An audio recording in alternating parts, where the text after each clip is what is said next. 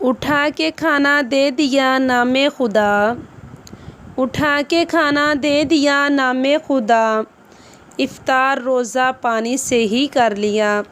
دوسرے دن پھر بھی روزہ رکھا۔ حضرت علی مزدوری کر کے کچھ جو لے کر آئے اور اب کھانا تیار کیا۔ جب افطار کا وقت آیا تو ایک یتیم نے صدا لگائی کہ میں یتیم ہوں، اللہ کے لیے مجھے کھانا کھلاؤ۔ اٹھا کے کھانا دے دیا نام خدا، افطار روزہ پانی سے ہی کر لیا۔ تیسرے روز روزہ رکھا اور کھانا تیار کیا۔ افطار کے وقت ایک اسیر نے صدا لگائی کہ میں اسیر ہوں، بھوکا ہوں۔ آپ نے سارا کھانا اسے دے دیا۔ پھر اس نے کہا اٹھا کے کھانا دے دیا نام خدا، افطار روزہ پانی سے ہی کر لیا، یعنی 3 دن روزہ پانی سے ہی افطار کر لیا۔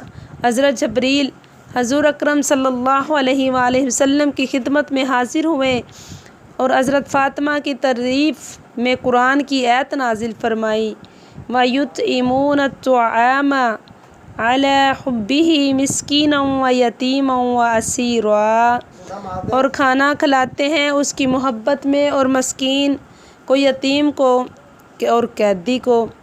اہل بیت کا گھرانہ سخی گھرانہ ہے، جن کے صدقے سے اللہ تعالیٰ نے ہمیں ایمان کی دولت سے نوازا، اپنی رحمتوں کی آغوش میں لے لیا۔ خود بھوکے رہ کر اوروں کو کھلاتے تھے، کتنے سخی تھے محمد کے گھرانے والے، سبحان اللہ۔ میری پیاری بہنوں، ہمیں بھی اپنا طریقہ اپنا لینا چاہیے۔ اگر کوئی سائل آ جائے تو اسے خالی نہ لوٹانا، کیونکہ اللہ کے نام پہ مانگنے والے کو دینا بہت بڑا ثواب ہے، اس سے اللہ تعالیٰ راضی ہوتا ہے۔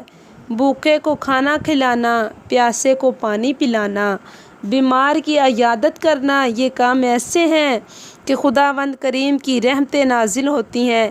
ایک بار حضور صلی اللہ علیہ وآلہ وسلم نے اپنے صحابہ کرام سے پوچھا، اے میرے صحابہ بتاؤ عورت کی سب سے بڑی خوبی کیا ہے؟ حضرت فاطمہ نے حضرت علی کو جواب